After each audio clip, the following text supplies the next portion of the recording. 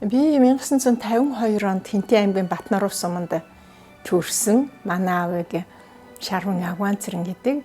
Манай аав одоогийн Хинтээ аймгийн Баяадрах сум, хуучнаар Хөвчийн Жонхонгийн хошууны хошуу ноён захирагч Цэрэнд орж намсраж өгдөг хүний хүүхдийн байгаамаа. Тэгээд бид одоо ийм хүний үр удам. Одоо энэ ард байгаа миний энчин сааны ургийн мод байна. Энэ дээр одоо тэр манай өвөгийн маань бас нэр салбар юмнууд нь бас орсон байдгийм аа. Манай авч 1927 онд төрсөн хүн гэж байгаа юм. Тэгэхэд манай өвөө яг энэ хамгийн анхлын Налтан уургийнхныг айхтар одоо агнаж, намнаж, үүсэлж явах үеийн юм уу гэж бид бол одоо бол боддгийн. 27 он төрсэн үний чинь 29 онд болох юм байна да. 2 настай байхад нь өвөө маань одоо өчийн бүрийгээр эмээл дээрээ хормойлж явж ононгийн хойд үед гарч манай тэр Шарав гэдэг өвөөгийнд 2 тийм хүүхдгүй 2 настай хүүшинд авчиж өгч өргүүлж ийсэн юм билээ. Тэгээ өөрөө болохоор тэрнээс хойш ингээ сар болдгоо баригдаад явсан. Ирээгүй гэж хөшөө ээж маань бидэнд ярьж ирсэн юм аа.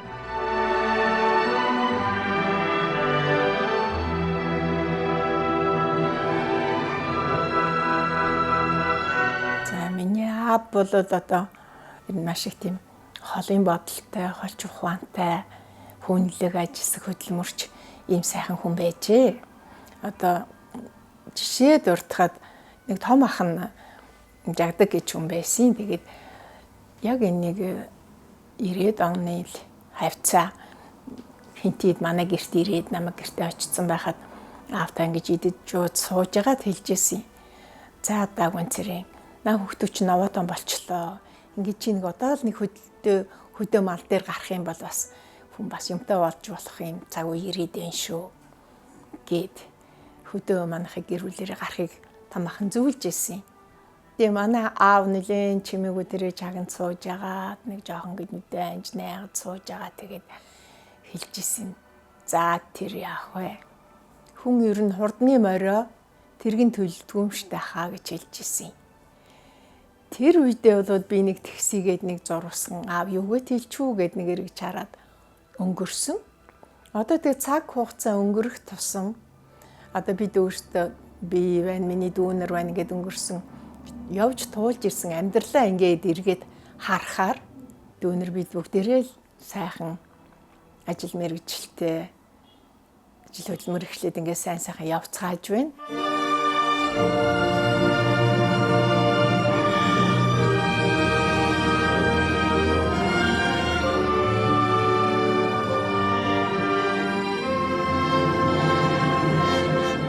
Батнуурт аяагийнхан гэхээр ер нь хүн алдахгүй маш том тийм ураг байдгийн.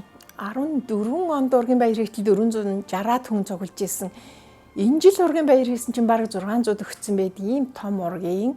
Одоо миний эмээ болохоор 21 хүүхэд төрүүлж өсгсөн ийм хүн байдгийн. Тэдний одоо миний мэдхээр сүүлийн жилүүдэд бол манай ээж л хамгийн том нь байсан. 8 хүүхэд үлдснээс буняа гэж сайхан эмэгтэй баг залуудаа нутагтаа эхэн бүр дээр нутаглаж хотгуулаар нутгалж исэн. Одоо сайл саадаг, тасагт гардаг гэх их гоё бүр тийм өнгөт кино шиг юм ярьдэн штэ их гоё. Тэр үеийнхаа л одоо ерөнхий хөдөлмөрчүн тэрч байдлаараа биднийг бас их тийм гэр зургийн болоод ерөнхий хөдөлмөрт нэлээд мундаг сургасан.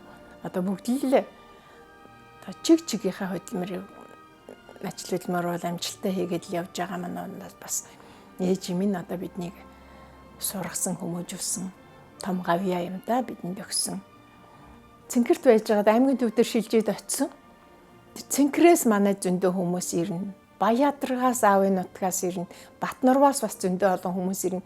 Манайх 8 хүүхэдтэй айл гэхэд хажуугаар нь байнгын зочидтой манай ээж үлэрс ундтай устай хүмүүсийг цуглуулсан. Эдээсэн ундаалсан ийм л айл байсан. Замаг сайтай нууранд шоу өхөн цугладаг. Зан сайтай хүн бүхэн цугладаг гэдэг шиг манайх бол тийм манай ээж хоёр бол маш олон түмэнтэйгээ нэвтэй найртай хүмүүс цуглуулсан ийм Өстой өнөр өтгөн юм айл байсан. Тэгээ манайхаа 8 хүүхэдтэй, би 8 хүүхдийн хамгийн том нь. 7 дүүтэй, 5 эрэгтэй, 2 эмэгтэй дүүтэй, хамгийн бага 2 эрэгтэй дүү нар манайдад ихэр ийм хүүхдүүд байдгийн.